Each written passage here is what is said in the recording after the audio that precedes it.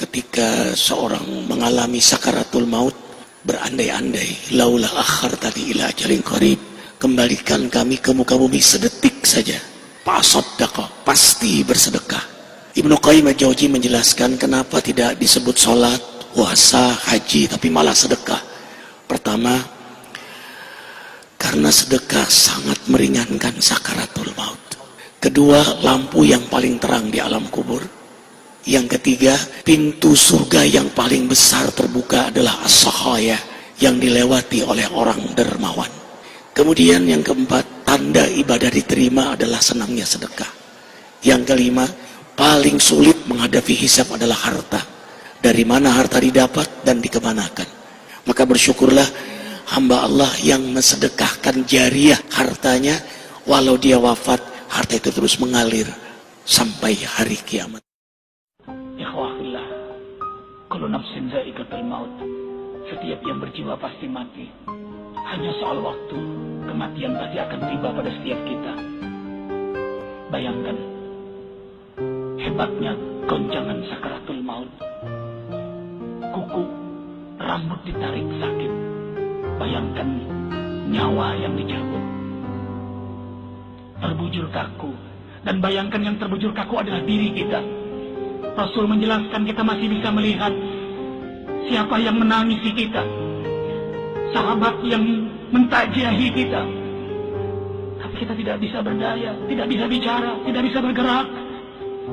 Lalu kita dimandikan. Bayangkan itu adalah diri kita. Air mengguyur tubuh kita yang selama ini kita mandi lalu dimandikan. Dan kita menyaksikan siapa yang mandikan. Bersyukur kalau yang mandikan anak-anak kita. Sementara kita belum mengajarkan anak-anak kita untuk itu. Kemudian dikafani. Kemudian disalat. Kemudian digotong. Dibawa ke kuburan. Rasul menjelaskan, kalau yang dibawa itu mayit yang saleh, maka mayit yang saleh itu berkata, tidak ada yang bisa mendengarnya kecuali malaikat dan hewan-hewan.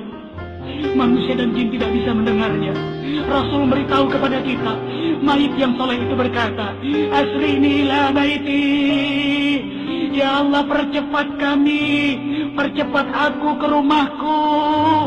Dia sudah melihat surga, dia sudah melihat surga karena kesalehannya di dunia selama ini.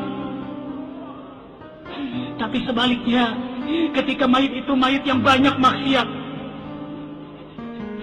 koruptor, penipu, pemamer aurat,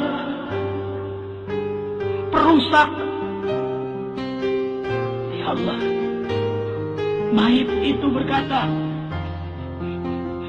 aina tadhabun, kifu, mau dibawa kemana aku?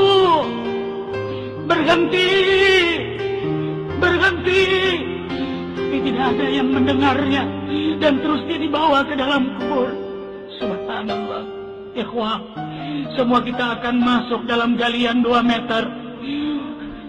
Kita masih melihat terakhir siapa yang menguruk, menutupi kita, mungkin keluarga kita, sahabat-sahabat kita. Lalu kita ditinggalkan sendiri dalam kubur. Darah daging, tulang belulang hancur. Ditanyai satu persatu perbuatan kita di dunia. Saat itu tidak ada yang menolong, tidak ada kekuasaan, tidak ada harta, tidak ada keluarga, tidak ada pengawal. Gelap. Allahu Akbar, Allahu Akbar walillahil hamd. Kita masih hidup, hari ini masih hidup. Kita belum wafat, berarti Allah masih sayang pada kita. Allah beri kesempatan pada kita untuk bertaubat. Inilah saatnya kita bertaubat. Saatnya berjanji taat, saatnya untuk tidak lagi melakukan kemaksiatan, kezaliman. Saatnya kita rendah diri di hadapan Allah, rendah hati di hadapan makhluk Allah. Saatnya kita membahagiakan keluarga kita, istri kita, suami kita, orang tua kita, anak cucu, handai taulan kita. Saatnya kita berbuat baik untuk negeri yang tercinta ini. Saatnya kita berdakwah. Hadirilah majelis ilmu, majelis zikir, tablik, taklim, tarbiyah, liqa, kajian-kajian intensif Quran dan Sunnah.